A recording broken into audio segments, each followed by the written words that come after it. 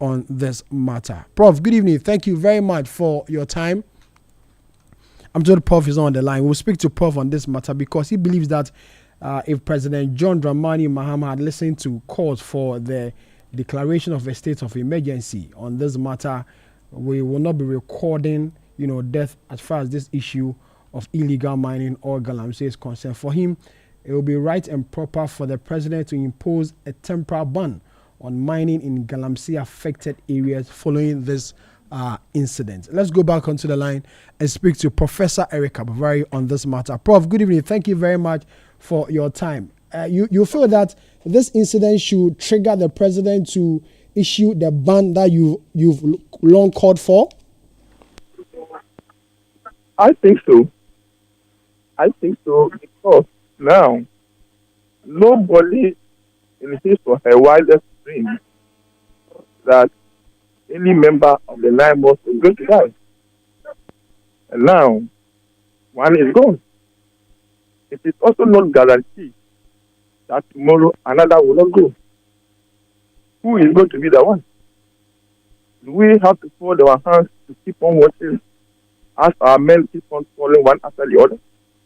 When we can take action right away by banning it temporarily and get a cool-off.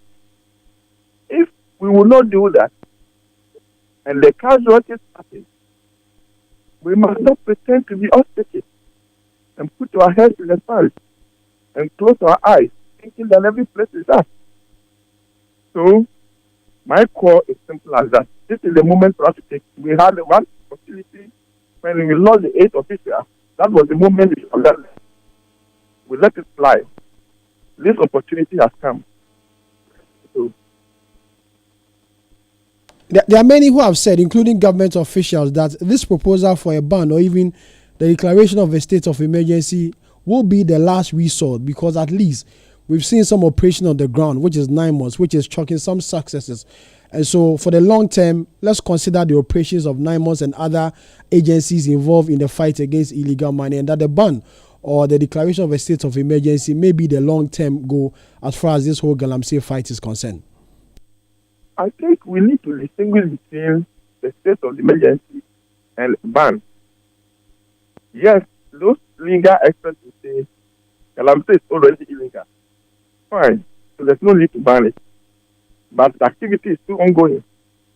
When we have banned it, so telling it that at this time nobody is supposed to be seen around this place, and people are found there, it means you are flouting a regulation, a rule, or a policy. And that will be legally binding.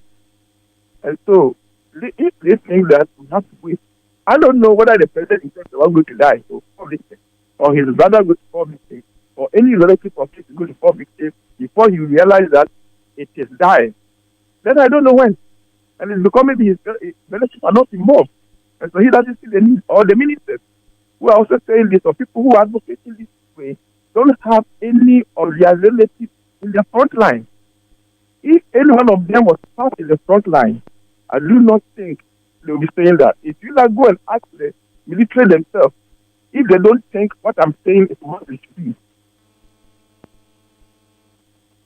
Prof, thank you very much for your time. Professor Eric Abavare is the president of the University Teachers Association of Ghana, KNUST branch in the Ashanti region, speaking to us there. This